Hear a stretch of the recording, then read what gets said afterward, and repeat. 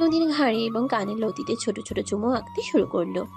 তার হাতের স্পর্শ নদীর কোমরের ভাঁজ থেকে ধীরে ধীরে পিঠের দিকে উঠতে লাগলো। নদীর সব ভয়, সব আতঙ্ক যেন আয়ানের এই তীব্র ভালোবাসার স্পর্শে গলে পানি হয়ে যেতে লাগলো। সে চোখ বন্ধ করে আয়ানের বুকের উপর নিজের পিঠটা এলিয়ে দিল। আয়ান নদীকে নিজের দিকে ঘুরিয়ে নিল। নদীর চোখে চোখ রেখে তার ঠোঁটে নিজের ঠোঁট ডুবিয়ে দিল।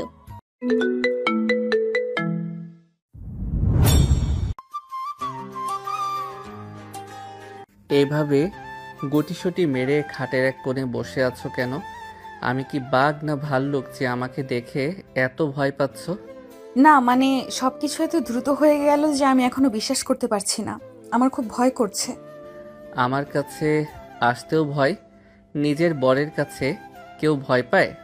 আপনি হঠাৎ করে এভাবে কাছে চলে আসবেন আমি বুঝতে পারিনি। কেউ তো দেখে ফেলতে পারে।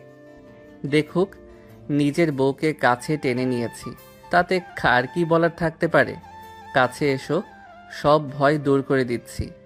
বিশাল এবং রাজকীয় ভাবে সাজানো ফুলসজ্জার ঘর। সারা ঘরে ছড়িয়ে আছে তাজা লাল গোলাপের স্নিগ্ধ সুবাস। খাটের এক প্রান্তে জড়সড় হয়ে বসে আছে নদী। পরনে ভারী লাল বেনারসি শাড়ি। গয়নার ভারী তার ছোট এবং ছিপছিপে শরীরটা যেন নুয়ে পড়ছে। আয়ান ধীর পায়ে এগিয়ে গেল নদীর দিকে। নদীর বুকের ভেতর তখন হাঁটুরি পেটার মতো শব্দ হচ্ছে।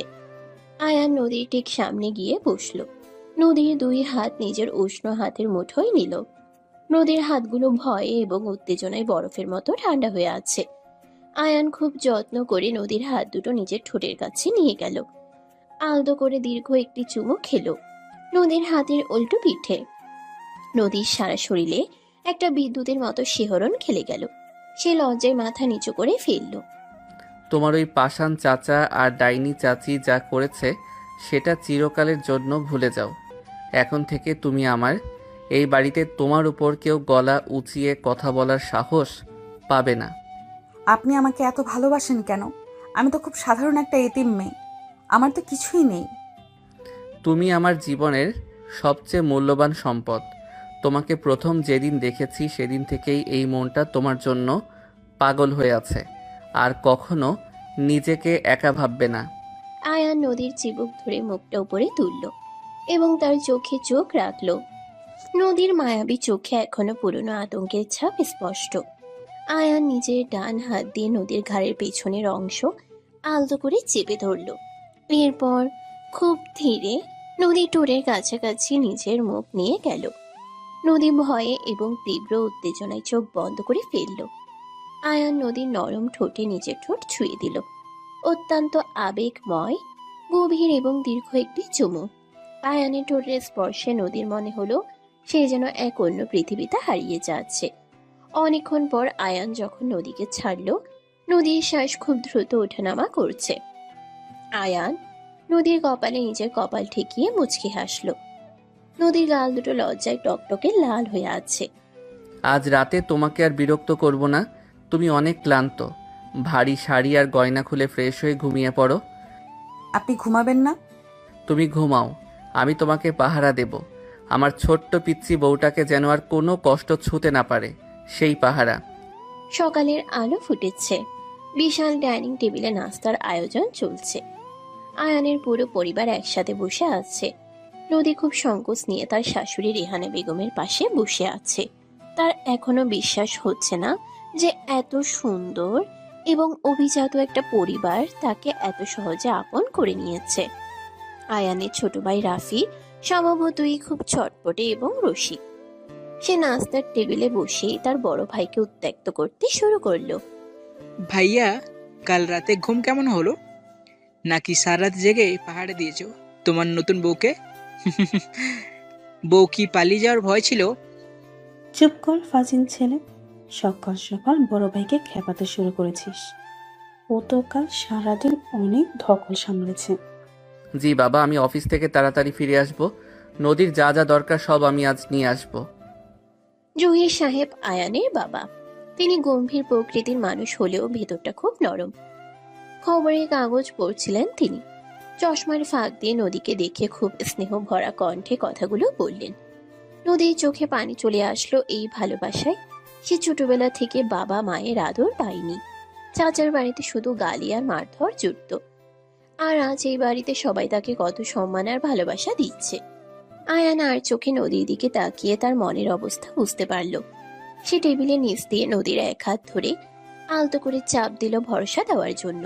মা, আমি অফিসে যাচ্ছি, নদীর দিকে খেয়াল রেখো, ও যেন কোনো কাজ না করে। আমাকে বলতে হবে না, আমার মেয়ের যত্ন আমি নিতে জানি। তুই নিশ্চিন্তে অফিসে যা। আয়ানের বিশাল কর্পোরেট অফিস। সে তার কেবিনে বসে ল্যাপটপে কিছু গুরুত্বপূর্ণ প্রজেক্টের কাজ করছিল। তার মাথায় বারবার নদীর মুখটা ভেসে উঠছে। এমন সময় ফাহিম কফি হাতে কেবিনে প্রবেশ করলো। ফাহিম আয়ানের সবচেয়ে কাছের বন্ধু এবং ব্যবসার পার্টনার। সে সোফায় বসে কফির মগে চুমুক দিল। দোস্ত, তুই তো কাল পুরো অ্যাকশন হিরো হয়ে গেলি। একেবারে সিনেমার মতো ভিলেন চাচার হাত থেকে বউকে ছিনিয়ে আনলি। আমি তো ভেবেছিলাম পুলিশ ডাকতে হবে। তুই জানিস না ফাহিম, মেয়েটা কতটা মানসিক আর শারীরিক কষ্ট পেয়েছে। ওর ওই লোভী চাচা শফিক ওকে একটা 50 বছর বয়সী বুড়োর কাছে টাকার বিনিময়ে বিক্রি করে দিচ্ছিল। আমি ঠিক সময় না পৌঁছালে নদীর জীবনটা শেষ হয়ে যেত। এখন তো তোর কাছে সুরক্ষিত আছে। ভাবিকে নিয়ে কবে আমাদের টিপ দিছিস সেটা বল। আমরা কিন্তু বিশাল পার্টি চাই। পার্টি হবে, তবে কিছুদিন পর। নদী আগে এই পরিবেশের সাথে মানিয়ে নিক। ওর মনের ভেতরের ক্ষতগুলো আগে সারিয়ে তুলতে হবে আমাকে। নদীর অতীতের কথা মনে পড়তেই আয়ানের চোয়াল শক্ত হয়ে গেল। সে মনে মনে প্রতিজ্ঞা করল শফিককে এর চরম মূল্য চুকাতে হবে। আয়ান কাজ থামিয়ে ফাহিমের দিকে তাকিয়ে মুচকি হাসল। বন্ধুকে কথা দিল খুব তাড়াতাড়ি সবাইকে বাসায় দাওয়াত করবে। ভাবি, তুমি এত সুন্দর, ভাইয়া তো তোমার প্রেমে পাগল হবেই। একদম ডানা কাটা বইয়ের মতো লাগছে তোমাকে। একদম ঠিক বলেছিস নোভা। আচ্ছা নদী, আয়ন ভাইয়া কি খুব রোমান্টিক? কাল রাতে কি কি হলো আমাদের বল না। তোমরা আমাকে এভাবে লজ্জা দিচ্ছ কেন? আমি কিচ্ছু বলবো না। ও মা, বৌমা দেখি, নতুন বউ দেখি লজ্জায় রাঙা হয়ে যাচ্ছে। তোমরা আর মেয়েটাকে জ্বালাতন করো না তো, ওকে একটু বিশ্রাম নিতে দাও। দুপুরে খাবারের পর আয়ানের ছোট বোন নোভা এবং তার কাজিন তমা নদীর ঘরে এসে আড্ডা জমিয়েছে। এই বিশাল বাড়িতে রহিম চাচা আর কুলসুমা খালা অনেক পুরনো কাজের মানুষ। তারা সবাই নদীকে খুব সহজে আপন করে নিয়েছে। নদী নিজের পুরনো কষ্টের জীবনের সাথে এই নতুন জীবনের কোনো মিল খুঁজে পাচ্ছে না। তার মনে হচ্ছে সে কোনো সুন্দর রূপকথার গল্পে বাস করছে। তমার কথায় নদীর মনে পড়ে গেল কাল রাতে সেই গভীর চুমুর কথা। তার গাল দুটো লজ্জায় লাল হয়ে গেল। সে তাড়াতাড়ি মুখ ঢেকে হাসলো। নোভা আর তমা নদীর এই অবস্থা দেখে খিলখিল করে হাসতে শুরু করলো। নোভা, আমাকে একটু রান্না করে নিয়ে যাবে? আমি মায়ের জন্য নিজের হাতে একটু চা বানাতে চাই। আরে না ভাবি, তোমার এখন কোনো কাজ করতে হবে না। মা দেখলে আমাকে বকা দেবে। প্লিজ নোভা, আমি বসে থাকতে থাকতে হাঁপিয়ে উঠেছি, আমাকে একটু কাজ করতে দাও। নদী জোড়াজড়িতে নোভা তাকে রান্নাঘরে নিয়ে গেল। নদী খুব সুন্দর করে সবার জন্য চা এবং বিকালের নাস্তা তৈরি করলো। রেহানা বেগম নদীর হাতের চা খেয়ে অনেক প্রশংসা করলেন। নদীর মনটা খুশিতে ভরে উঠল। সন্ধ্যা গড়িয়ে রাত নেমেছে। বাইরের আকাশ বেশ মেঘলা, যে কোনো সময় বৃষ্টি নামতে পারে। আয়ান অফিস থেকে ফিরে সোজা বেডরুমে চলে এসেছে। নদী আয়ানের অফিস ব্যাগটা গুছিয়ে রাখছিল। আয়ান খুব নিঃশব্দে পেছন দিকে এসে নদীর চিকন কোমর শক্ত করে জড়িয়ে ধরল। সারাদিন আমার কথা মনে পড়েছে নাকি নতুন মানুষদের পেয়ে এই অভাগা বরকে ভুলেই গেছিলে? পড়েছে, অনেকবার পড়েছে। শুধু আর কিছু না? কতটুকু মনে পড়েছে সেটা তো কাজে প্রমাণ করতে হবে। আপনি তাড়াতাড়ি ফ্রেশ হয়ে নিন, আমি রাতের খাবার দিচ্ছি। আপনার নিশ্চয়ই অনেক ক্ষুধা লেগেছে। আগে আমার খাবারের ব্যবস্থা করো, আমি খুব ক্ষুধার্ত। আমি তো খাবার কথাই বলেছি, ডাইনিং টেবিলে এসব রেডি করা আছে। আমি অন্য খাবারের কথা বলছি, যে খাবার শুধু তুমি আমাকে খাওয়াতে পারবে। নদীর পিঠ আয়ানের চওড়া বুকের সাথে শক্তভাবে মিশে আছে। আয়ান নদীর ঘাড়ে মুখ গুজে গভীর শ্বাস নিল। নদীর চুলের মিষ্টি সুবাসে আয়ান যেন নেশাগ্রস্ত হয়ে পড়ল। নদীর শরীরটা কেঁপে উঠল। আয়ান নদীর ঘাড়ে এবং গলার কাছে ছোট ছোট বেশ কয়েকটি উষ্ণ চুমু আঁকতে শুরু করলো। নদীর মুখ থেকে অস্ফুট শব্দ বের হয়ে আসলো। সে আয়ানের হাত দুটো খামচে ধরল। আয়ান নদীকে নিজের দিকে ঘুরিয়ে নিল। নদীর চোখে চোখ রেখে খুব গভীরভাবে তাকালো। নদীর চোখে এখন আর কোনো ভয় নেই, আছে শুধু এক অদ্ভুত শিহরণ আর ভালোবাসা। তুমি এত সুন্দর কেন নদী? তোমাকে দেখলে আমার সব ক্লান্তি দূর হয়ে যায়। আপনি খুব দুষ্টু হয়ে গেছেন। কেউ চলে আসবে তো, আমাকে ছাড়ুন। কেউ আসবে না, আর আসলেও আমার বউকে আমি আদর করছি, তাতে কার কি? আয়ান নদীর ঠোঁটে আবার নিজের ঠোঁটের দখল নিল। এবার চোঁটা কাল রাতের চেয়েও অনেক বেশি তীব্র, উষ্ণ এবং কামনার রসে ভরপুর। আয়ানের হাত নদীর কোমর থেকে ধীরে ধীরে পিঠের দিকে উঠতে শুরু করলো। নদীও এবার আর বাধা দিল না। সেও দুই হাত দিয়ে আয়ানের গলা শক্ত করে জড়িয়ে ধরল এবং চুমুর গভীরতায় নিজেকে সঁপে দিল। ঘরের বাইরের ঝুম বৃষ্টি আর ঘরের ভেতরের এই উষ্ণ রোম্যান্স মিলেমিশে একাকার হয়ে গেল। নদীর মনে হলো আয়ানের ভালোবাসার সাগরে সে সম্পূর্ণভাবে তলিয়ে যাচ্ছে। অনেকক্ষণ পর আয়ান নদীকে ছেড়ে বুকের সাথে ঝাপটে ধরে রাখলো। নদীর হৃদয় স্পন্দন তখন অনেক দ্রুত। এই নতুন জীবনের শুরুতে আয়ানের এই তীব্র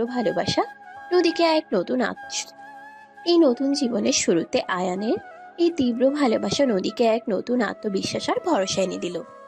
কাল রাতের বৃষ্টির শব্দ আর তোমার এই ভেজা চুলের মিষ্টি গন্ধ দুটো মিলে আমাকে পাগল করে দিচ্ছে নদী।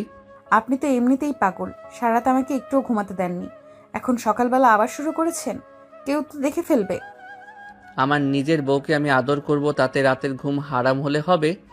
তুমি কি আমার আদরে বিরক্ত হচ্ছ? বিরক্ত হব কেন? কিন্তু আমার খুব লজ্জা করে। এইভাবে সরাসরি চোখের দিকে তাকিয়ে থাকলে আমি একদম কথা বলতে পারি না, বুকটা ধরফর করে। লজ্জা পাওয়ার দিন শেষ হয়ে গেছে আমার পিচ্চি বউ। এখন শুধু আমাকে ভালোবাসার সময়। কাছে এসো, আমার বুকে মাথা রাখো। ভোরের মিষ্টি আলো জানালার পর্দা ভেদ করে ঘরের ভেতরে এসে পড়েছে। বিশাল নরম বিছানায় আয়ান আছোয়া হয়ে আছে, তার চওড়া পেশিবহুল বুক উন্মুক্ত। নদী গোসল করে সবেমাত্র বেরিয়েছে। তার পরনে একটি পাতলা সুতির শাড়ি, ভেজা চুল থেকে টপ টপ করে পানি ঝরছে। আয়ান নদীর হাত ধরে এক হ্যাঁচকা টানে তাকে নিজের বুকের উপরে ফেলে দিল। নদী চমকে উঠে আয়ানের গলা জড়িয়ে ধরল। আয়ানের বলিষ্ঠ দুই হাত নদীর সরু কোমর শক্ত করে পেঁচিয়ে ধরল। আয়ান খুব ধীর গতিতে নদীর ভেজা ঘাড়ে নিজের মুখ ঘষতে শুরু করলো। নদীর শরীরটা তীব্র শিহরণে কেঁপে উঠল। আয়ান তার উষ্ণ ঠোঁট জোড়া নদীর নরম ঘাড়ে, কানের লতিতে এবং থুতনিতে আলতো করে ছোঁয়াতে লাগলো। এরপর সে নদীর মুখটা নিজের দিকে তুলে ধরে তার গোলাপের পাপড়ির মতো ঠোঁটে গভীর এবং দীর্ঘ একটি চুমু খেলো। আয়ানের এই বন্য অথচ আদুরে চুমুতে নদী নিজেকে সম্পূর্ণভাবে সঁপে দিল। দুজনের উষ্ণ শ্বাসে ঘরের পরিবেশ ভারী হয়ে উঠল। বেশ কিছুক্ষণ পর আয়ান যখন নদীকে ছাড়লো, নদীর চোখ দুটো নেশাগ্রস্তের মতো দেখাচ্ছিল।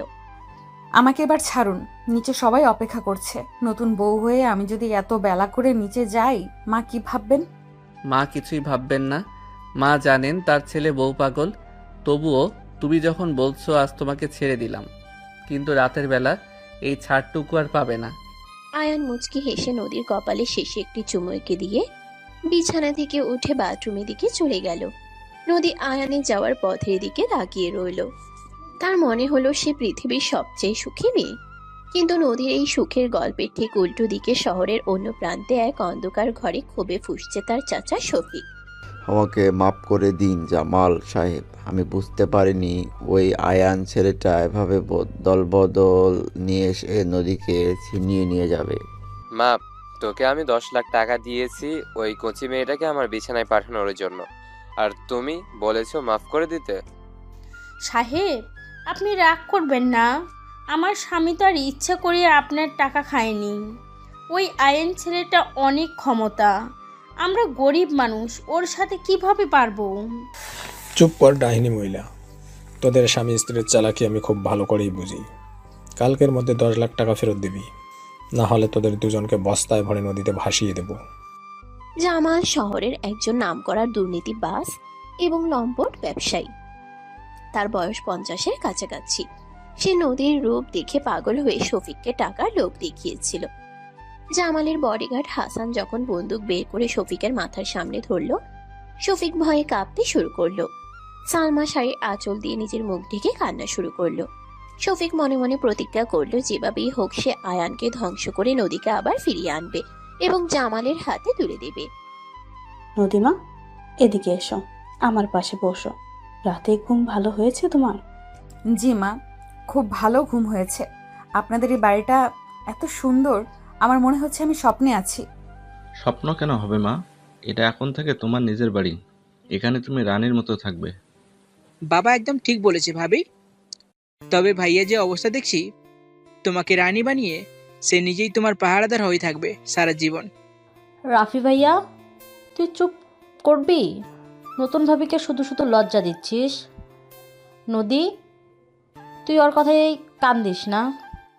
সকালে নাস্তার টেবিলে বেশ আনন্দময় পরিবেশ। রেহানা বেগম খুব যত্ন করে নদীকে নিজের হাতে খাইয়ে দিচ্ছেন। জহির সাহেব খবরে কাগজ রেখে নদীর সাথে গল্প করছেন। রাফি বরাবরের মতোই দুষ্টুমি করছে আর তমা তাকে ধমক দিচ্ছে। আয়ান সিঁড়ি দিয়ে নিচে নেমে আসতেই ডাইনিং টেবিলের এই দৃশ্য দেখে থমকে দাঁড়ালো। তার বুকটা প্রশান্তিতে ভরে গেল।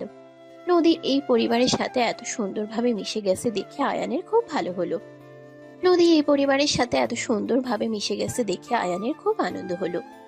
নোভা দৌড়ে এসে আয়ানের হাত ধরলো। ভাইয়া জানিস, আজ আমার বন্ধু সাজিদ আসবে আমাদের বাসায়। ও নদী ভাবিকে দেখতে চেয়েছে। আচ্ছা ঠিক আছে, আসতে বলো, কিন্তু তোদের পড়াশোনা কেমন চলছে সেটা আগে বল। খুব ভালো চলছে। তুমি ভাবিকে নিয়ে চিন্তা করো, আমাদের নিয়ে না। নদী, আমি অফিসে যাচ্ছি। দুপুরে খেয়ে ঠিক মতো বিশ্রাম নেবে। আমি সন্ধ্যায় ফিরে তোমাকে একটা জায়গায় নিয়ে যাব। সাবধানে যাবেন, আমি আপনার জন্য অপেক্ষা করব।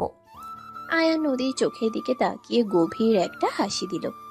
এরপর সবার কাছ থেকে বিদায় নিয়ে অফিসের দিকে রওনা হলো। আয়ানের বিশাল অফিস ভবনে আজ অনেক ব্যস্ততা।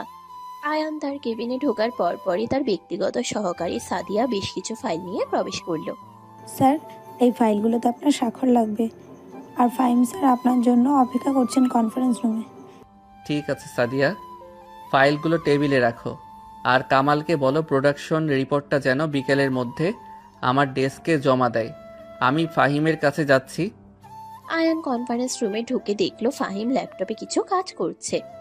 আয়ানকে দেখে ফাহিম ল্যাপটপ বন্ধ করে উঠে দাঁড়ালো। দোস্ত, সব খবর তো ভালো না। আমি আমার সোর্স দিয়ে খোঁজ নিয়েছি। ওই জামাল লোকটা খুব ভয়ঙ্কর। সে শফিককে চাপ দিচ্ছে টাকার জন্য। ওরা তোর ক্ষতি করার চেষ্টা করতে পারে। আমি জানি ফাহিম, শফিকের মতো লোভী কুকুর এত সহজে হাল ছাড়বে না, কিন্তু ওরা জানে না ওরা কার সাথে পাল্লা দিতে আসছে। তুই লিগ্যাল টিমকে বল শফিকের বিরুদ্ধে নদীর সম্পত্তি আত্মসাৎ করার একটা মামলা রেডি করতে। আমি অলরেডি আইনজীবীদের সাথে কথা বলেছি। চিন্তা করিস না, সব ব্যবস্থা হয়ে যাবে। আচ্ছা, তানিশা আজ বিকেলে তোর বাসায় যাবে। ও নদীর জন্য কিছু উপহার কিনেছে। এটা খুব ভালো খবর। নদীর এখন কিছু ভালো বন্ধু দরকার। তানিশা গেলে নদীর সময়টা খুব ভালো কাটবে। আমি শুধু উপহার নিয়ে যাব না, তোমার নতুন বউকে সব গোপন টিপস শিখিয়ে দিয়েই আসবো, কিভাবে তোমাকে কন্ট্রোলে রাখতে হয়। কনফারেন্স রুমে দরজা খুলে তানিশা হাসতে হাসতে ভেতরে ঢুকলো। তানিশা ফাহিমের স্ত্রী এবং খুব প্রাণবন্ত একজন নারী। আয়ানের ফাহিম তানিশার কথা শুনে জোরে হেসে উঠল। অফিসের এই কাজের ফাঁকেও আয়ানের মন পড়ে আছে নদীর কাছে। অন্যদিকে আয়ানের বাড়িতে দুপুর গড়িয়ে বিকেল হয়েছে। নদীর পুরনো পাড়ার বন্ধু রিনা নদীর সাথে দেখা করতে এসেছে। আয়ান নিজের গাড়ি পাঠিয়ে রিনাকে নিয়ে এসেছে যাতে নদী খুশি হয়। তুই এত বড় বাড়িতে থাকিস নদী? আমি তো নিজের চোখেই বিশ্বাস করতে পারছি না। তোর চাচা চাচি তোকে কত কষ্ট দিয়েছে, আল্লাহ শেষ পর্যন্ত তোর দিকে মুখ তুলে তাকিয়েছেন। আয়ান আমার জীবনের একটা আশীর্বাদের মতো এসেছে রিনা। কেউ আমাকে এত ভালোবাসেন, এত সম্মান করেন যে আমার নিজেরই মাঝে মাঝে ভয় হয় এই সুখ আবার হারিয়ে যাবে না তো। উমা, এমন অমঙ্গলের কথা মুখে আনতে নেই গো বৌমনি। বড় ভাইজান তোমাকে নিজের প্রাণের চেয়েও বেশি ভালোবাসে। তোমাদের এই সুখের সংসারে কারোর নজর না লাগুক। কুলসুম ঠিকই বলেছে। আমি গাড়ি পরিষ্কার করতে গিয়ে দেখলাম ভাইজান তোমার জন্য একটা বিশাল লাল গোলাপের তোড়া কিনে গাড়ির পিছনে লুকিয়ে রেখেছে। কুলসুম খালা আর রহিম চাচার কথা শুনে নদীর গাল দুটো লজ্জায় লাল হয়ে গেল। রিনা খিলখিল করে হেসে উঠে নদীকে জড়িয়ে ধরল। তমা আর তার বন্ধু মিতাও তখন নদীর ঘরে এসে আড্ডায় যোগ দিল। তানিশাও কিছুক্ষণ পর চলে আসলো। সবাই মিলে নদীর ঘরে একটা ছোটখাটো উৎসবের পরিবেশ তৈরি করলো। নদী তার জীবনের সব দুঃখ ভুলে এই নতুন মানুষদের সাথে মন খুলে হাসতে শুরু করলো। এত হাসাহাসি কিসের? আমাকে ছাড়া তোমরা সবাই মিলে এত আনন্দ করছো, এটা কিন্তু একদম ঠিক হচ্ছে না। আপনি চলে এসেছেন, আমি তো খেয়ালই করিনি। আরে আয়ন ভাই, তুমি এসেছো, ভালোই হয়েছে। আমরা নদীকে বলছিলাম তুমি নাকি অনেক রাগী। নদী তো বিশ্বাসই করতে চায় না। আমার বউ আমাকে চেনে, বাইরের মানুষের কথায় সে কান দেয় না। তানিশা, তুমি ফাহিমকে ফোন করো, ও নিচে অপেক্ষা করছে তোমার জন্য। সন্ধ্যার ঠিক পরে আয়ান অফিস থেকে ফিরেছে। তার হাতে বিশাল এক গুচ্ছ লাল গোলাপ। ঘরের সবাই আয়ানকে দেখে হাসি মুখে বিদায় নিয়ে চলে গেল। রিনাকেও রহিম চাচা গাড়ি করে তার বাসায় পৌঁছে দিতে গেল। বিশাল বেডরুমে এখন শুধু আয়ান আর নদী। ঘরের আলো খুব স্নিগ্ধ করে রাখা হয়েছে। নদী একটা গাঢ় নীল রঙের শাড়ি পরে আছে। শাড়িতে তাকে অসম্ভব সুন্দর আর আবেদনময়ী লাগছে। আয়ান গোলাপের তোড়াটা নদীর হাতে দিল। ফুলগুলো অনেক সুন্দর, কিন্তু এত বড় তোড়া আনার কি দরকার ছিল? আপনি শুধু একটা গোলাপ আনলেও আমি অনেক খুশি হতাম। আমার বউয়ের জন্য আমি পুরো বাগান কিনে আনতে পারি, আর এ তো সামান্য কয়েকটা গোলাপ। তুমি এই নীল শাড়িটা পরেছো কেন? তুমি জানো না নীল রঙে তোমাকে কতটা মোহময়ী লাগে? আমার তো মাথা নষ্ট হয়ে যাচ্ছে। আপনি সবসময় এমন করে কথা বলেন কেন? আমার খুব লজ্জা লাগে। কাছে এসো নদী, আজ তোমাকে আমি নতুন করে ভালোবাসতে চাই। আমার সবটুকু ভালোবাসা দিয়ে তোমাকে ভরিয়ে দিতে চাই। আয়ান গোলাপের তোড়াটা টেবিলের ওপর রেখে নদীকে নিজের দিকে টেনে নিল। নদীর উন্মুক্ত পেটে আয়ানের হাতের স্পর্শ লাগতেই নদী শিউরে উঠল। আয়ান নদীর কানের কাছে মুখ নিয়ে ফিসফিস করে কিছু ভালোবাসার কথা বলতে লাগলো, যা শুনে নদীর শরীর রিমঝিম করে উঠল। আয়ান নদীর ঘাড়ে গলায় খুব গভীরভাবে চুম্বন করতে শুরু করলো। তার চুমুর তীব্রতা ক্রমশ বাড়তে লাগলো। নদী দুই হাত দিয়ে আয়ানের শার্টের কলার শক্ত করে চেপে ধরল। আয়ান নদীকে পাজা কোলা করে তুলে নিয়ে বিছানায় শুয়ে দিল। নদীর নীল শাড়ির আঁচল খসে পড়েছে বিছানায়। আয়ান নিজের শার্ট খুলে ফেলে নদীর উপর ঝুঁকে পড়ল। নদীর নরম ঠোঁটে নিজের ঠোঁট ডুবিয়ে দিল আয়ান। তাদের চুমুর শব্দে নীরব ঘরটা যেন মুখরিত হয়ে উঠল। তুমি শুধু আমার নদী, তোমার এই সুন্দর শরীরে, তোমার এই পবিত্র মনে শুধু আমার অধিকার। আমি তোমাকে ছাড়া আর কিছু ভাবতে পারি না। আমিও আপনাকে অনেক ভালোবাসি। আপনি আমার অন্ধকার জীবনের একমাত্র আলো। আমাকে কখনো ছেড়ে যাবেন না তো? মরে গেলেও তোমাকে ছেড়ে যাব না। তোমাকে আমি আমার আত্মার সাথে মিশিয়ে নিয়েছি। আয়ানের বলিষ্ঠ হাত নদীর শাড়ির ভাঁজগুলোর ভেতরে প্রবেশ করলো। নদীর নরম ত্বকের স্পর্শে আয়ানের ভেতরের পুরুষত্ব যেন জেগে উঠল পূর্ণ শক্তিতে। নদীর শরীরের প্রতিটি খাঁজে আয়ান তার ভালোবাসার চিহ্ন এঁকে দিতে লাগলো। নদীর মুখ থেকে অস্ফুট কিছু শীতকারের শব্দ বেরিয়ে আসতে লাগলো, যা আয়ানকে আরো বেশি পাগল করে তুলল। তাদের এই গভীর এবং আদিম ভালোবাসার খেলায় বাইরের পৃথিবীর সবকিছু যেন তুচ্ছ হয়ে গেল। আয়ানের তীব্র রোম্যান্স আর শারীরিক কামনার কাছে নদী নিজেকে সম্পূর্ণভাবে সমর্পণ করলো। দীর্ঘক্ষণ ধরে চলা তাদের এই আবেগময় এবং শরীরী মিলনের পর দুজনেই ক্লান্ত হয়ে একে অপরের বুকে মাথা রেখে শুয়ে পড়ল। নদীর চোখে এক অদ্ভুত প্রশান্তি। সে জানে তার এই রোমান্টিক বর তাকে পৃথিবীর সব বিপদ থেকে রক্ষা করবে, কিন্তু তারা ঘুণা করেও জানে না শফিক আর জামাল তাদের এই সুখের সংসার ধ্বংস করার জন্য কি ভয়ঙ্কর ষড়যন্ত্রের জাল বুনছে। শুভ সকাল আমার পিচ্চি বউ। এভাবে চোখ বন্ধ করে থাকলে কি চলবে? সকালের আলোয় তোমাকে আরো বেশি সুন্দর লাগছে। আপনি সারা রাত আমাকে একটু ঘুমাতে দেননি। আমার সারা রাত শরীর ব্যথা করেছে। এখন আমাকে একটু ঘুমাতে দিন প্লিজ। শরীর ব্যথা করছে? আমি কি বেশি বন্য হয়ে গিয়েছিলাম কাল রাতে? আমাকে ক্ষমা করে দাও নদী। আমি আসলে তোমার ভালোবাসায় পাগল হয়ে নিজেকে নিয়ন্ত্রণ করতে পারিনি। আমি তো কোনো অভিযোগ করিনি। আপনি শুধু শুধু অপরাধ বোধে ভুগছেন কেন? আপনি আমার বর, আপনার সব অধিকার আছে আমার উপর। সকালের স্নিগ্ধ রোদ জানালার ভারী পর্দা গলে ঘরে মেঝেতে লুটোপুটি খাচ্ছে। বিশাল নরম বিছানায় আয়ানের চওড়া বুকের উপর মাথা রেখে অঘরে ঘুমাচ্ছে নদী। কাল রাতের তীব্র ভালোবাসার ধকল মেয়েটার নরম শরীরে এখনো স্পষ্ট। আয়ানের ঘুম ভেঙেছে বেশ কিছুক্ষণ আগে। সে এক দৃষ্টে তাকিয়ে আছে নদীর নিষ্পাক মুখের দিকে। নদীর এলোমেলো চুলগুলো তার মুখের উপর ছড়িয়ে আছে। আয়ান খুব সাবধানে নিজের হাত বাড়িয়ে নদীর গালের উপর থেকে চুলগুলো সরিয়ে দিল। নদীর শ্বাস প্রশ্বাস খুব স্বাভাবিক। তার ঠোঁটের কোণে একটা প্রশান্তির হাসি লেগে আছে। আয়ান নিজেকে আর সামলাতে পারল না। সে খুব ধীরে নদীর কপালে একটা দীর্ঘ চুমু খেলো। ঠোঁটের উষ্ণ ছোঁয়ায় নদীর ঘুম ভেঙে গেল। সে চোখ পিট পিট করে তাকিয়ে আয়ানকে এত কাছে দেখে লজ্জায় আবার চোখ বন্ধ করে ফিরল। নদীর কথা শুনে আয়ানের বুকটা গর্বে ভরে উঠল। সে নদীকে আরো শক্ত করে নিজের বুকের সাথে মিশিয়ে নিল। নদীর নরম শরীরটা আয়ানের শক্ত পিসির সাথে লেপ্টে রইল। আয়ান নদীর ঘাড়ের কাছে মুখ গুছে গভীর শ্বাস নিল। নদীর গায়ের মিষ্টি সুভাষ আয়ানকে আবার মাতাল করে তুলল। সে নদীর ঘাড়ে ছোট ছোট অসংখ্য চুমু দিতে শুরু করলো। নদীর মুখ থেকে অস্ফুট শব্দ বের হয়ে এলো। সে দুই হাত দিয়ে আয়ানের পিঠ শক্ত করে খামচে ধরল। আয়ান নদীর মুখটা নিচের দিকে তুলে ধরে তার নরম গোলাপি ঠোঁটে একটা উষ্ণ এবং দীর্ঘ চুমু খেলো। বেশ কিছুক্ষণ পর যখন দুজনের শ্বাস আটকে আসার উপক্রম হলো, তখন আয়ান নদীকে ছাড়ল। নদীর গাল দুটো লজ্জায় টকটকে লাল হয়ে আছে। আজ তোমাকে বিছানা থেকে উঠতে দেব না। আজ সারাদিন আমরা এভাবেই থাকবো। একদম না, আপনি এক্ষুনি উঠবেন। নিচে সবাই কি ভাববে বলুন তো? মা নিশ্চয়ই আমার জন্য অপেক্ষা করছেন। নদী জোর করে আয়ানের আলিঙ্গন থেকে নিজেকে ছাড়িয়ে নিয়ে বাথরুমের দিকে ছুটে গেল। আয়ান বিছানায় শুয়ে নদী যাওয়ার পথের দিকে তাকিয়ে হাসতে লাগলো। আধা ঘন্টা পর নদী গোসল সেরে বের হলো। তার পরনে একটা হালকা গোলাপি রঙের সুতির শাড়ি, ভেজা চুল থেকে টপ টপ করে পানি ঝরছে। আয়ান ততক্ষণে তৈরি হয়ে নিয়েছে। সে নদীর হাত ধরে তাকে আয়নার সামনে বসিয়ে দিল।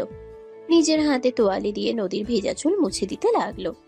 নিচে ডাইনিং টেবিলে তখন বেশ উৎসব মুখর পরিবেশ। রেহানা বেগম নিজের হাতে সবার জন্য নাস্তা বানাচ্ছেন। কুলসুম খালা তাকে সাহায্য করছে। জহির সাহেব বসে চা খাচ্ছেন আর পত্রিকা পড়ছেন। রাফি, নোভা, তমা সবাই মিলে আড্ডা দিচ্ছে। নোভার বন্ধু সাজিদ এবং তমার বন্ধু মিতাও আছে। সকলে এসেছে। সাজিদ বাবা, তোমার পড়াশোনা কেমন চলছে? নোভা তো সারাদিন ঘুরে বেড়ায়, তুমি একটু ওর দিকে খেয়াল রেখো।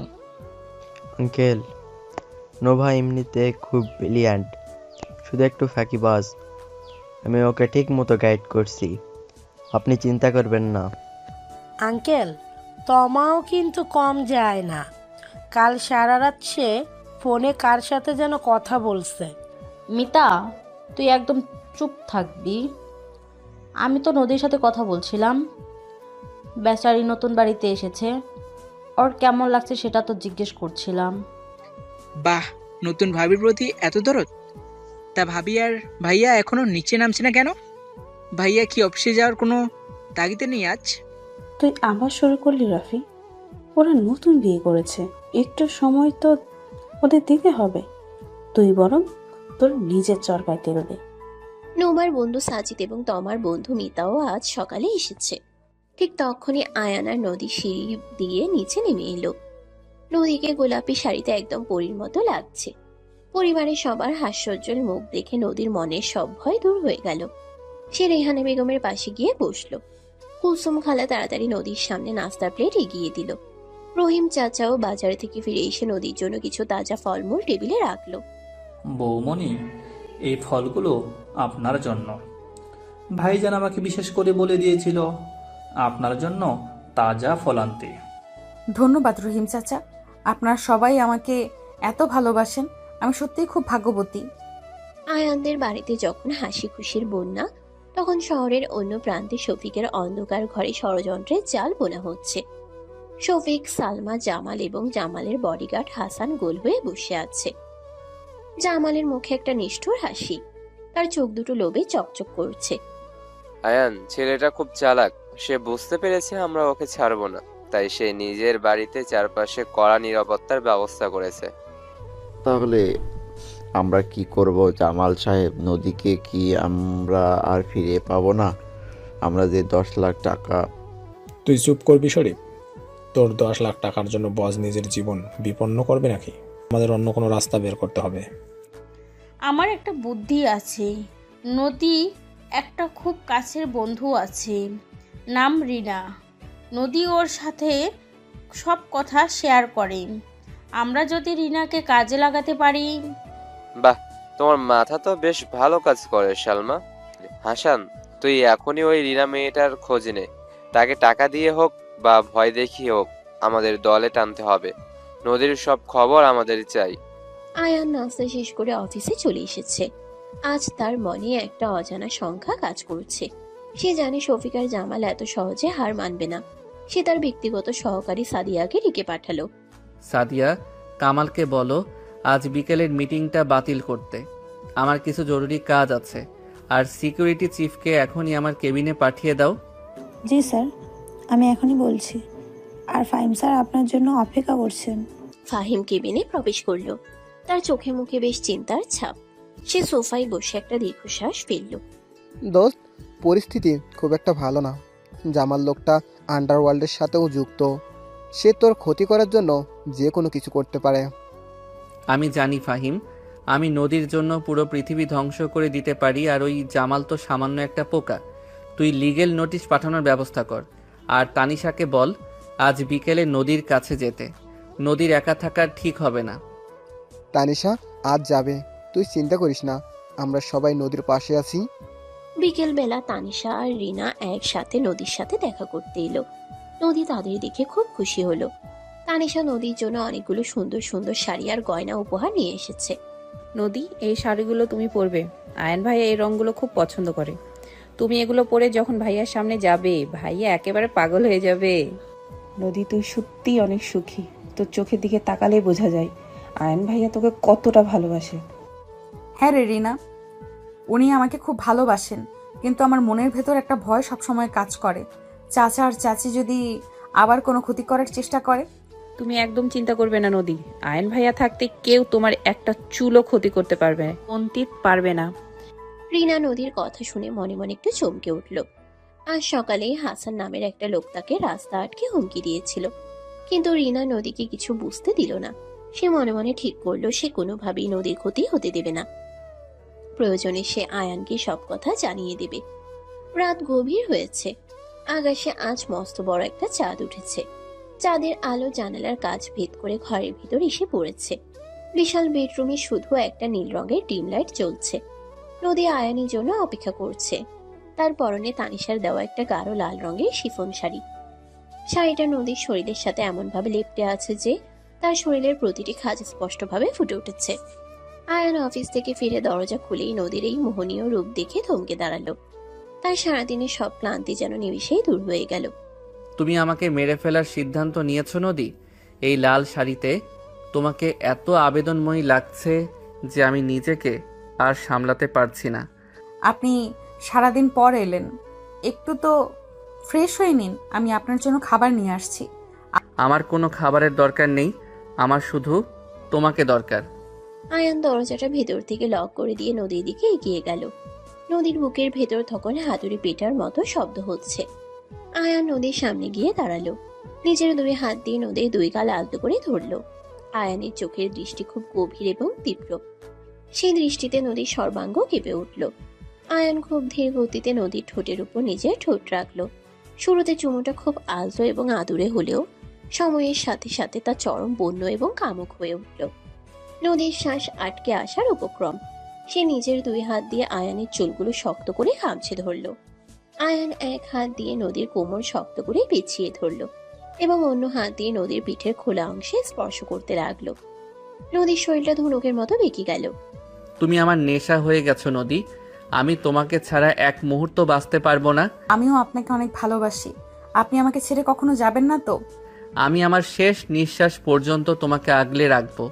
এই পৃথিবীর কোনো অশুভ শক্তি আমার নদীর গায়ে আঁচড় লাগাতে পারবে না। আয়ান নদীকে কোলে তুলে নিয়ে বিছানায় শুয়ে দিল। চাঁদের আলোয় নদীর শরীরটা যেন চকচক করছে। আয়ান নিজের শার্টটা খুলে ফ্লোরে ছুঁড়ে ফেলল। এরপর সে নদীর শাড়ির আঁচলটা সরিয়ে দিল। নদীর উন্মুক্ত এবং মসৃণ পেটের উপর আয়ান নিজের উষ্ণ ঠোঁট ছোঁয়ালো। নদীর মুখ থেকে একটা তীব্র শীতকারের শব্দ বেরিয়ে এলো। সে চোখ বন্ধ করে আয়ানের স্পর্শের অনুভূতিগুলো গ্রহণ করতে লাগলো। আয়ান নদীর গলা, ঘাড় এবং বুকের খাঁজে অসংখ্য ভালোবাসার চিহ্ন এঁকে দিতে লাগলো। ঘরের শান্ত পরিবেশ ভেঙে শুধু দুজনের ভারী শ্বাসের শব্দ শোনা যেতে লাগলো। আয়ানের তীব্র কামনা এবং অসীম ভালোবাসার কাছে নদী নিজেকে সম্পূর্ণভাবে উজাড় করে দিল। দীর্ঘ এবং আবেগময় শারীরিক মিলনের পর দুজনেই চরম প্রশান্তি লাভ করলো। আয়ান নদীকে নিজের বুকের উপর টেনে নিল। নদীর কপালে একটা চুমু খেয়ে আয়ান তাকে জড়িয়ে ধরে ঘুমিয়ে পড়ল। নদীর মনে এখন আর কোনো ভয় নেই। সে জানে তার এই রোমান্টিক বর তাকে সব বিপদ থেকে রক্ষা করবে, কিন্তু আগামী দিনগুলোতে তাদের জন্য কি ভয়ঙ্কর পরীক্ষা অপেক্ষা করছে তা তারা গুণ করেও টের পেল না। এভাবে আমার দিকে তাকিয়ে কি দেখছো? আমি কি খুব খারাপ মানুষ? আপনি খারাপ মানুষ হতে যাবেন কেন? আপনি তো আমার অন্ধকার জীবনের একমাত্র আলো। আমি শুধু ভাবছি একজন মানুষ আর একজন মানুষকে এতটা ভালোবাসতে পারে কিভাবে। তুমি এখনো আমার ভালোবাসার কিছুই দেখোনি নদী। তোমার ওই মায়াবী চোখ দুটো আর এই নিষ্পাপ মুখটা দেখলে পৃথিবীর সবচেয়ে পাষাণ মানুষের বুকেও প্রেমের নদী বয়ে যাবে। আর আমি তো তোমার প্রেমে পাগল একজন সাধারণ প্রেমিক। আপনি কথায় কথায় এত রোমান্টিক কথা কোথা থেকে শিখেছেন? আমাকে তো লজ্জায় একদম শেষ করে দেন। কাল রাতের পর থেকে আপনার চোখের দিকে তাকাতেও আমার বুকটা ধরফর করছে। নিজের বরের চোখের দিকে তাকাতে বুক ধরফর করবে কেন? বরঞ্চ আমাকে দেখলে তোমার মনটা শান্তিতে ভরে ওঠা উচিত। কাছে এসো, তোমার সব লজ্জা আর ভয় আমি চিরকালের জন্য দূর করে দিচ্ছি। ভোরের মিষ্টি হাওয়া জানালার ভারী পর্দার ফাঁক দিয়ে ঘরের ভিতর প্রবেশ করছে। বিশাল নরম বিছানায় আয়ান আর নদীর গায়ে একটা পাতলা সাদা চাদর জড়ানো। আয়ান এক হাত দিয়ে নদীর মাথা নিজের চওড়া বুকের সাথে চেপে ধরে আছে। নদীর ভেজা চুলগুলো আয়ানের গলায় আর বুকে শুশুরি দিচ্ছে। কাল রাতের তীব্র এবং বন্য ভালোবাসার পর দুজনের শরীরেই একটা অদ্ভুত মিষ্টি ক্লান্তি ভর করে আছে। আয়ান খুব যত্ন করে নদীর কপালে আলতো করে নিজের উষ্ণ ঠোঁট ছোঁয়ালো। নদীর নরম শরীরটা একটু কেঁপে উঠল। আয়ানের সামান্য ছোঁয়াও যেন নদীর শরীরের প্রতিটি শিরায় বিদ্যুতের মতো শিহরণ জাগিয়ে তোলে। নদী চোখ বন্ধ করে আয়ানের বুকের ধুকপুকানি শুনছে। এই শব্দটা নদীর কাছে পৃথিবীর সবচেয়ে শান্তির সুর বলে মনে হয়। আয়ান নদীর থুতনি ধরে মুখটা উপরে তুলল। নদীর চোখে চোখ রেখে খুব গভীরভাবে তাকালো। এরপর নদীর গোলাপি নরম ঠোঁটে নিজের ঠোঁট ডুবিয়ে দিল। সকালের এই প্রথম চুমুটা খুব শান্ত, আদুরে এবং গভীর আবেগে ভরপুর। বেশ কিছুক্ষণ পর নদীর যখন শ্বাস নিতে কষ্ট হতে লাগলো, তখন আয়ান তাকে ছাড়ল। নদীর গাল দুটো লজ্জায় লাল টকটকে হয়ে আছে। সে তাড়াতাড়ি চাদরটা গায়ে পিছিয়ে বিছানা থেকে নামার চেষ্টা করলো, কিন্তু আয়ান তার হাত ধরে আবার এক হ্যাচকা টানে নিজের বুকের উপরে ফেলে দিল। নদীর ভেজা শরীরটা আয়ানের শক্ত পেশিবহুল শরীরের সাথে লেপটে গেল। আয়ান নদীর ঘাড়ে মুখ গুজে গভীর শ্বাস নিয়ে তার গায়ের মিষ্টি সুবাস মুখ ভরে টেনে নিল। কিরে মেয়ে, তুই ভেবেছিস আমাদের বসকে ঢোকা দিয়ে তুই এত সহজে বেঁচে যাবি? তোর বান্ধবী নদীকে তো আমরা ছাড়বই না, আর তুই যদি বেশি চালাকি করিস তাহলে তোকেও বস্তায় ভরে নদীতে ভাসিয়ে দেবো। আমাকে ছেড়ে দিন ভাই, আমি কিছু জানি না। নদী কোথায় আছে, কেমন আছে, আমি কিচ্ছুই জানি না। আমাকে আমার মতো থাকতে দিন। তুই কার সাথে মিথ্যা বলছিস? কাল তুই ওই আয়ানের বাড়িতে গিয়েছিলি না? শোনলি না? তোকে আমি শেষবারের মতো ওয়ার্নিং দিচ্ছি, কালকের মধ্যে নদীর সব খবর, ওই বাড়ির ভেতর কে কোথায় থাকে সব তুই আমাকে জানাবি, না হলে তোর পরিবারের একটা লোকও আমি আস্ত রাখবো না। রাস্তার এক নির্জন গলিতে রিনার পথ আটকে দাঁড়িয়েছে হাসান। জামালের সবচেয়ে বিশ্বস্ত এবং নিষ্ঠুর বডিগার্ডই হাসান। রিনা সকালে বাজারে যাওয়ার জন্য বের হয়েছিল, আর ঠিক তখনই হাসান তাকে একা পেয়ে হুমকি দেয়। রিনার পুরো শরীর ভয়ে থরথর করে কাঁপছে। তার চোখে পানি চলে এসেছে। সে বুঝতে পারছে না তার কি করা উচিত। সে যদি আয়ানকে সব কথা বলে দেয় তাহলে হয়তো হাসান তার পরিবারের ক্ষতি করবে, আর যদি সে জামালকে সাহায্য করে তাহলে তার সবচেয়ে কাছের বান্ধবী নদীর জীবনটা আবার ওই নরকে পরিণত হবে। হাসান রিনাকে ধাক্কা দিয়ে মাটিতে ফেলে দিয়ে তার বাইক নিয়ে চলে গেল। রিনা ধুলো মাখা অবস্থায় রাস্তায় বসে ফুপিয়ে কাঁদতে লাগলো। তার মনে পড়ে গেল নদীর সেই অসহায় মুখের কথা। নদী তার জীবনের সব কষ্ট রিনার সাথে ভাগ করে নিত। আজ রিনা কিছুতেই তার বান্ধবীর সাথে বেমানি করতে পারবে না। সে চোখের পানি মুছে উঠে দাঁড়ালো এবং মনে মনে একটা কঠিন সিদ্ধান্ত নিল। কুলসুম, আজ দুপুরে কি রান্না করছিস? বৌমার তো আবার ইলিশ মাছ খুব পছন্দ। আর শোন, খাবারে যেন ঝাল একদম কম হয়, মেয়েটা ঝাল খেতে পারে না। খালাম্মা, আপনি কোনো চিন্তা করবেন না, আমি সব ব্যবস্থা করে রেখেছি। রহিম ভাই তো সকালেই বাজার থেকে এক রকমের তাজা বড় একটা ইলিশ নিয়ে এসেছে। বৌমনির জন্য আমি নিজের হাতে সর্ষে ইলিশ রাঁধবো। বাবা, তুমি কিন্তু মায়ের উপর মিছিমিছি রাগ করছো। কাল রাতে তুমি নিজেই তো বৌদিকে ডেকে তোমার সব প্রিয় বইগুলো দেখালে। আমরা তো এখন ওই বাড়িতে একদম পর হয়ে গেছি। আয়ানদের বাড়ির বিশাল ডাইনিং স্পেসে সকাল থেকে একটা উৎসবের আমেজ বিরাজ করছে। পরিবারের সবাই নদীর জন্য খুব আনন্দিত। রিহানা বেগম রান্নাঘরে সব কাজের তদারকি করছেন। জহির সাহেব সোফায় বসে খবরের কাগজ খুঁজছেন আর রাফি তাকে নিয়ে মজা করছে। ঠিক তখনই নৌভা আর তমা সিঁড়ি দিয়ে হাসতে হাসতে নিচে নেমে এলো। তাদের পেছনে পেছনে সাজিদ এবং মিতাও এলো। সাজিদ আর মিতা কাল রাত থেকে এই বাড়িতে থেকে গেছে, কারণ আজ আয়ান তাদের সবাইকে নিয়ে একটা ছোটখাটো পার্টির আয়োজন করবে বলে কথা দিয়েছে। পরিবারের এই সুন্দর এবং হাসি খুশি পরিবেশের মধ্যে রহিম চাচা এক গ্লাস ফলের রস নিয়ে নদীর ঘরের দিকে যাচ্ছিল। নদী আর আয়ান তখনও নিচে নামেনি। রহিম চাচা, তুমি এত কষ্ট করে উপরে যাচ্ছ কেন? নদী আর আয়ন ভাইয়া তো এখনই নিচে নেমে আসবে। আরে না গো মা, ভাইজান আমাকে বিশেষ করে বলে দিয়েছিল বৌমনু ঘুম থেকে ওঠার সাথে সাথে যেন এই ডালিমের রসটা তাকে দেওয়া হয়।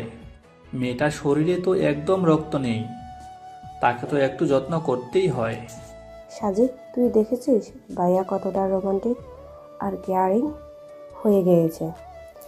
তুই তো সারাদিন শুধু তোর পড়াশোনা আর ল্যাপটপ নিয়ে পড়ে থাকিস, একটু তো ভাইয়ার কাছ থেকে শিখতে পারিস। নোভা, তুমি সবসময় আমাকে খুঁচা দিয়ে কথা বলো কেন? অ্যান ভাইয়ার মতো হওয়া কি এতই সহজ? ভাইয়া তো একজন নিখুঁত মানুষ। ডাইনিং টেবিলের এই খুনসুটির মাঝে আয়ান আর নদী নিচে নেমে এলো। নদীকে একটা হালকা নীল রঙের সুতির শাড়িতে একদম স্নিগ্ধ সকালের মতো লাগছে। তার ভেজা চুলগুলো খোলা এবং সিঁথিতে টকটকে লাল সিঁদুর। আয়ান নদীর এক হাত শক্ত করে ধরে রেখেছে। তাদের দুজনকে একসাথে দেখে পরিবারের সবার চোখ জুড়িয়ে গেল। রিহানা বেগম এগিয়ে গিয়ে নদীকে জড়িয়ে ধরলেন। নদীর চোখে আবার পানি চলে আসলো। সে কোনোদিন ভাবেনি এত বড় এবং অভিজাত একটা পরিবার তাকে এতটা আপন করে নেবে।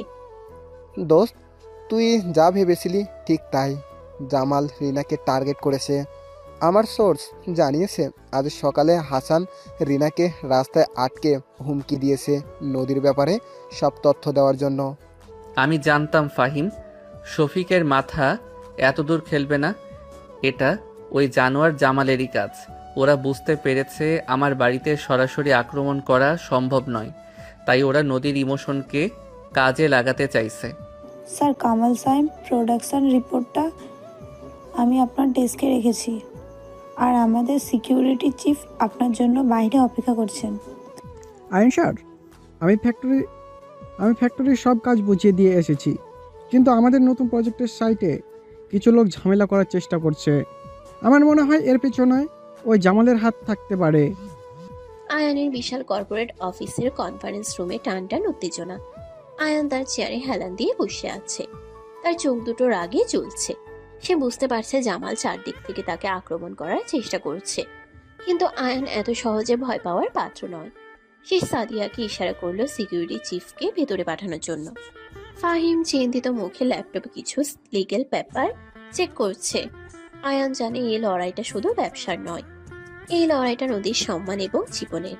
সে কামালকে নির্দেশ দিল নতুন প্রজেক্টের সাইডে ডাবল সিকিউরিটি মোতায়েন করতে। এরপর সে ফাহিমের দিকে তাকালো। ফাহিম, তুই আজই তানিশাকে নিয়ে আমার বাসায় যাবি। রিনাকেও আমি আমার বাসায় নিয়ে আসার ব্যবস্থা করছি। ওই জামালের ছায়াও যেন রিনা বা নদীর আশেপাশে না পড়ে। আমি আমার সব ক্ষমতা ব্যবহার করে জামাল আর শফিককে এমন শাস্তি দেব যে ওরা জীবনে আর কোনো মেয়ের দিকে তাকানোর সাহস পাবে না। তুই চিন্তা করিস না আয়ান, আমি সব লিগ্যাল নোটিশ রেডি করে ফেলেছি। পুলিশ কমিশনারের সাথেও আমার কথা হয়েছে। শফিকের নামে নদীর সম্পত্তি আত্মসাৎ করার একটা শক্ত মামলা আজকেই ফাইল করা হবে। রিনা, তুমি এত ভয় পাচ্ছ কেন? তোমার হাত পা কাঁপছে কেন? আমাকে খুলে বলো, কি হয়েছে? তানিশ আপু, ওরা আমাকে মেরে ফেলবে। ওরা আমার পরিবারের সবাইকে শেষ করে দিবে। ওরা নদীর অনেক বড় ক্ষতি করতে চায়। রিনা, তুই কি বলছিস এসব? কারা তোর ক্ষতি করতে চায়? তুই আমাকে খুলে বল প্লিজ।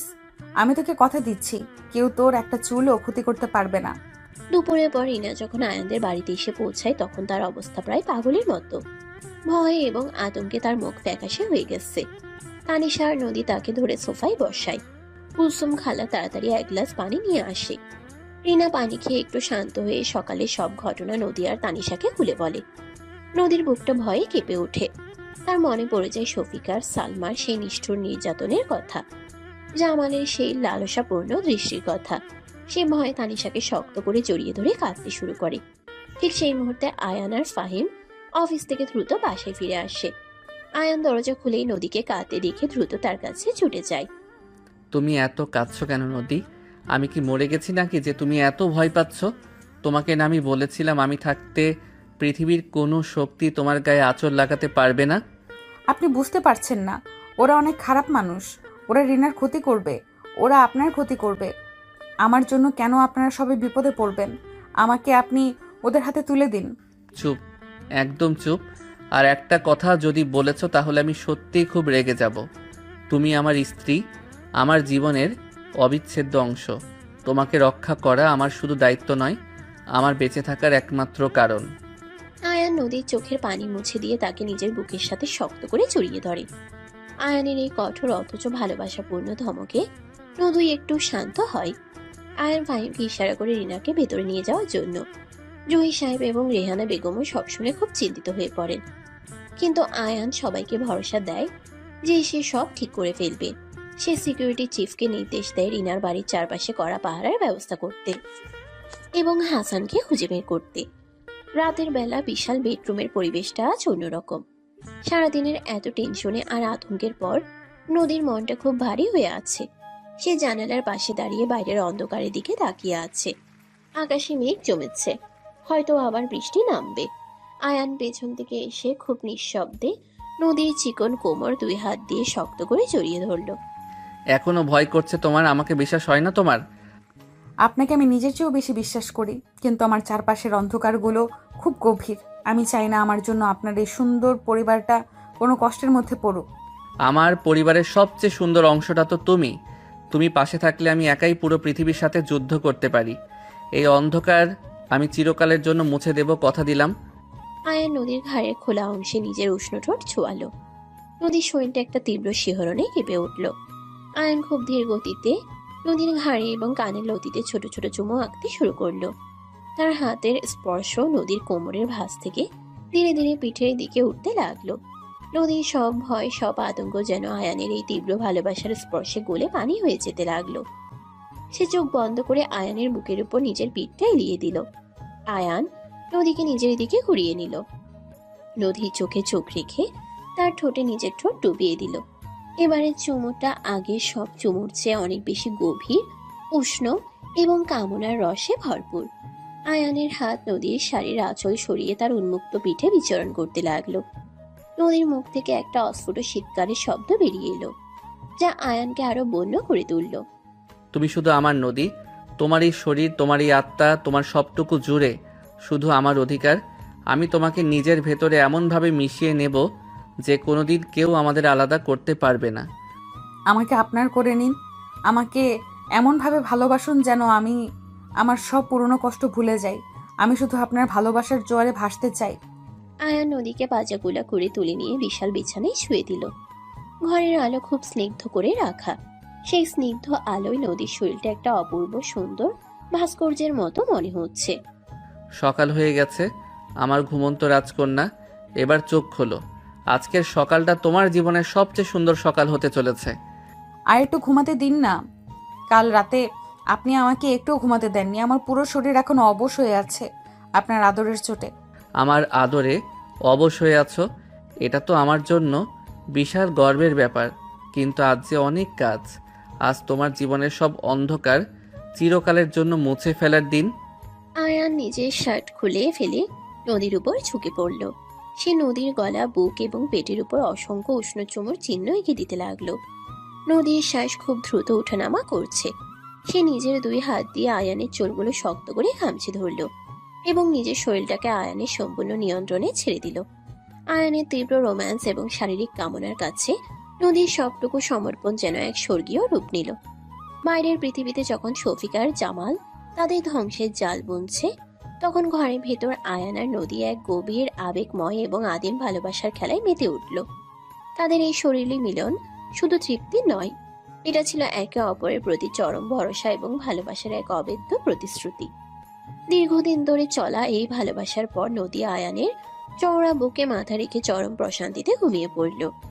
আয়ান নদীর মাথায় হাত বুলিয়ে দিতে দিতে মনে মনে প্রতিজ্ঞা করল কালকে সূর্য ওঠার পর জামাল আর শফিকের জীবনের সবচেয়ে ভয়ঙ্কর অধ্যায় শুরু হবে। ভোরের মিষ্টি রোদ জানালার পর্দা ভেদ করে সোজা বিছানায় এসে পড়েছে। বিশাল নরম বিছানায় আয়ানের চওড়া বুকের উপর মাথা রেখে শুয়ে আছে নদী। কাল রাতের তীব্র ভালোবাসার পর নদীর শরীরে একটা অদ্ভুত প্রশান্তি খেলা করছে। আয়ান খুব যত্ন করে নদীর এলোমেলো চুলগুলো কানের পেছনে গুজে দিল। নদীর কপালে দীর্ঘ একটা চুমু খেলো সে। নদীর ঘুম ঘুম চোখগুলো ধীরে ধীরে খুলে গেল। আয়ানের চোখের দিকে তাকাতেই নদীর গাল দুটো লজ্জায় লাল হয়ে উঠল। আয়ান নদীর থুতনি ধরে মুখটা উপরে তুলল এবং তার গোলাপি নরম ঠোঁটে একটা উষ্ণ চুমু এঁকে দিল। নদীর শরীরটা আয়ানের শক্ত পেশিবহুল শরীরের সাথে একদম লেপ্টে আছে। সকালের এই স্নিগ্ধ পরিবেশে আয়ানের এই গভীর ভালোবাসা নদীর মনের সব ভয় আর ক্লান্তি দূর করে দিল। সে দুই হাত দিয়ে আয়ানের গলা শক্ত করে জড়িয়ে ধরল। আপনি আজ অফিসে যাবেন না? আজ সারাদিন আমার কাছে থাকুন না, আমার একা থাকতে একদম ভালো লাগে না। আজ একটা খুব জরুরি কাজ আছে নদী। ওই জানোয়ার জামাল আর তোমার লোভী চাচার হিসাবটা আজ চিরতরে চুকিয়ে দিয়ে আসবো। আয়ান বিছানা থেকে উঠে তৈরি হতে শুরু করলো। নদীও আর শুয়ে থাকতে পারল না। সে তাড়াতাড়ি গোসল সেরে একটা হালকা হলুদ রঙের সুতির শাড়ি পরে নিচে নেমে এলো। ডাইনিং টেবিলে আজ থমথমে পরিবেশ নেই, বরং একটা অদ্ভুত নীরবতা কাজ করছে। রেহানা বেগম খুব চিন্তিত মুখে বসে আছেন। জহির সাহেব পত্রিকা পড়ছেন না, তিনি বারবার দরজার দিকে তাকাচ্ছেন। কুলসুম খালা আর রহিম চাচাও রান্নাঘরের দরজায় দাঁড়িয়ে আছে। সবার চোখে মুখে একটা চাপা উত্তেজনা। আয়ান বাবা, তুই কি সত্যি আজ ওদের বিরুদ্ধে পুলিশের কাছে যাচ্ছিস? ওই জামাল লোকটা তো খুব ভয়ঙ্কর, তোর কোনো ক্ষতি করবে না তো? বাবা একদম ঠিক কথা বলেছে। ভাইয়া, তুমি হুকুম করো, আমি আমার বন্ধুদের নিয়ে ওই জামালের আস্তানা গুড়িয়ে দেব। আয়ান রাফের কথা শুনে মুচকি হাসলো। সে রেহানা বেগমের হাত ধরে তাকে আশ্বস্ত করলো। ঠিক তখনই নোভা, তমা, সাজিদ আর মিতা একসাথে সিঁড়ি দিয়ে নিচে নেমে এলো। তাদের সবার চোখে মুখেও চিন্তার ছাপ। রিনা কাল রাত থেকে এই বাড়িতে আছে। সে নদীর পাশে এসে বলল, ভাইয়া তুমি সাবধানে থেকো, আমাদের খুব ভয় করছে। ভাইয়া, আপনার যদি কোনো সাহায্য লাগে আমাকে বলবেন। আমি ইন্টারনেটে জামালের অনেক অবৈধ ব্যবসার খবর বের করেছি, এগুলো পুলিশের কাজে লাগতে পারে। তমা, তুই কাঁদিস কেন? দেখবি আয়ান ভাইয়া ঠিক সব মুশকিল আসান করে ফেলবে। নদী, তুই একদম মন খারাপ করবি না। আমার ভাইয়ার জন্য খুব টেনশন হচ্ছে রেমিতা। ওই শয়তানগুলো যদি ভাইয়ার কোনো ক্ষতি করে দেয়। সে নদীর পাশে এসে বসলো। আয়ান সবার দিকে তাকিয়ে একটা গভীর আত্মবিশ্বাসের হাসি দিল। সে নদীর কাছে গিয়ে তার মাথায় হাত বুলিয়ে দিল। নদীর চোখে পানি টলমল করছে। আয়ান নদীর চোখের পানি মুছে দিয়ে তাকে কপালে চুমু খেলো সবার সামনেই। এরপর সে সোজা তার গাড়ির দিকে এগিয়ে গেল। রহিম চাচা তাড়াতাড়ি গাড়ির দরজা খুলে দিল।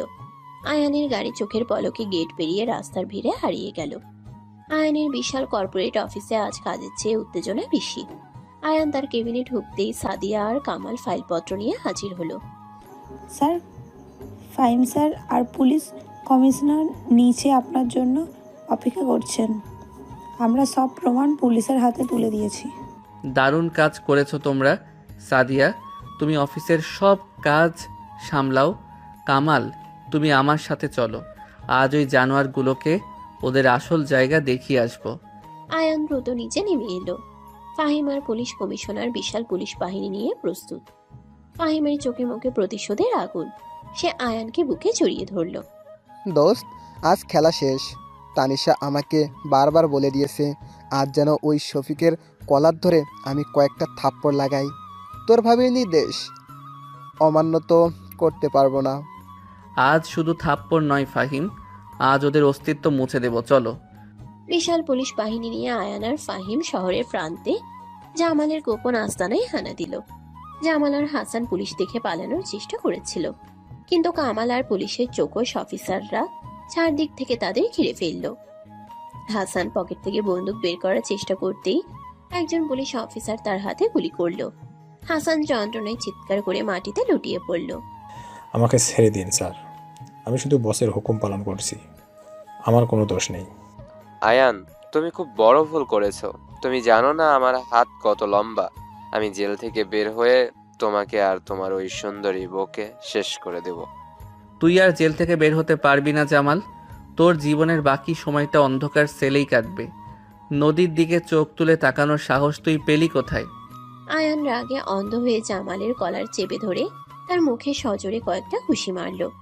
জামালের নাক মুখ দিয়ে রক্ত বের হতে শুরু করলো। পুলিশ তাড়াতাড়ি আয়ানকে সরিয়ে নিয়ে জামাল আর হাসানকে হাতকড়া পরালো। ঠিক সেই মুহূর্তে আরেকটা পুলিশের গাড়ি সেখানে এসে থামলো।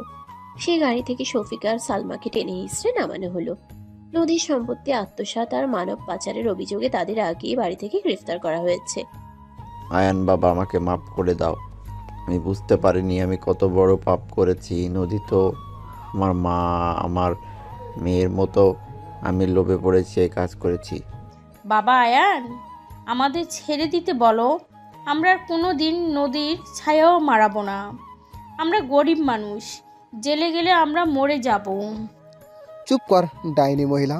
তোর যখন নদীকে ওই বুড়ো জানোয়ারটার কাছে বিক্রি করে দিচ্ছিলি, তখন তোদের মনুষ্যত্ব কোথায় ছিল? আজ তোদের কান্নাকাটি কোনো লাভ হবে না। আয়ান শফিকার সালমার দিকে চরম ঘৃণার দৃষ্টিতে তাকালো। সে একটা কথাও বলল না। পুলিশ তাদের সবাইকে গাড়িতে তুলে নিয়ে গেল। আয়ানের বুকের ভেতর থেকে একটা বিশাল পাথর যেন নেমে গেল। সে আকাশের দিকে তাকিয়ে একটা দীর্ঘশ্বাস ফেলল। শহরের বাতাসে আজ নদীর স্বাধীনতার গন্ধ। আয়ান আর ফাহিম যখন বাড়িতে ফিরে এলো, তখন বিকেল গড়িয়ে সন্ধ্যা হয়ে এসেছে। আয়ানের গাড়ির শব্দ শুনে বাড়ির সবাই ছুটে বাইরে এলো। আয়ানের মুখে হাসি দেখে সবাই বুঝতে পারলো যে বিপদ কেটে গেছে। সব ঠিক আছে বাবা। জামাল, হাসান, শফিক আর সালমা সবাই এখন জেলের ভেতরে। ওদের আর কোনোদিন নদীর ক্ষতি করার ক্ষমতা নেই। আলহামদুলিল্লাহ, আমার মেয়ের জীবনের সব পাটা দূর হয়ে গেছে। কুলসুম, রহিম, তোরা আজ রাতে বিশাল খাবারের আয়োজন কর। আজ আমরা সবাই মিলে উৎসব করব। আয়ন ভাইয়া, তুমি তো দেখছি পুরো সিনেমার হিরো হয়ে গেছো। নদী, তুমি সত্যি অনেক ভাগ্যবতী, এমন একজন স্বামী পেয়েছো। নদী, আজ থেকে তোর আর কোনো ভয় নেই। তুই এবার মন খুলে বাঁচতে পারবি। আমি আজ রাতে আমার বাসায় ফিরে যাব। আমার আর কোনো টেনশন নেই। নদীর দুই চোখ বেয়ে আনন্দাশ্রু ঝরতে লাগলো। সে দৌড়ে গিয়ে আয়ানকে শক্ত করে জড়িয়ে ধরলো। সবার সামনেই নদী তার স্বামীকে বুকে জড়িয়ে ফুপিয়ে কাঁদতে শুরু করলো। এই কান্না কষ্টের নয়, এই কান্না মুক্তির এবং অসীম সুখের। আয়ান নদীর পিঠে হাত বুলিয়ে তাকে শান্ত করলো। রাতে বিশাল ডাইনিং টেবিলে রাজকীয় খাবারের আয়োজন করা হয়েছে। বিরিয়ানি, রোস্ট, কাবাব, রেজালা, মিষ্টি দই, সব মিলিয়ে এক এলাহি ব্যাপার। জহির সাহেব, রেহানা বেগম, রাফি, নোভা, তমা, সাজিদ, মিতা, ফাহিম, তানিশা, রিনা, কুলসুম এবং রহিম সবাই মিলে একসাথে খেতে বসলো। আয়ান নিজের হাতে নদীকে খাইয়ে দিচ্ছে। নদীর চোখে মুখে এক স্বর্গীয় আনন্দ। এই পরিবারটা আজ নদীর নিজের পরিবার। ভাইয়া, আজ থেকে তোমার নাম আমি রাখবো রোমান্টিক হিরো। তুমি যেভাবে ভাবিকে আগলে রাখছো, এটা দেখে তো আমার বিয়ে করতে ইচ্ছে করেছে।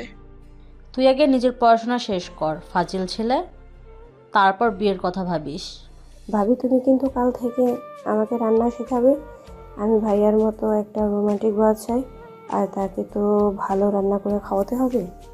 নোভা, তুমি রান্না শিখলে তো সেটার গিনিপিগ আমাকেই হতে হবে। আমার পেট খারাপের ওষুধ এখন থেকেই কিনে রাখতে হবে দেখছি।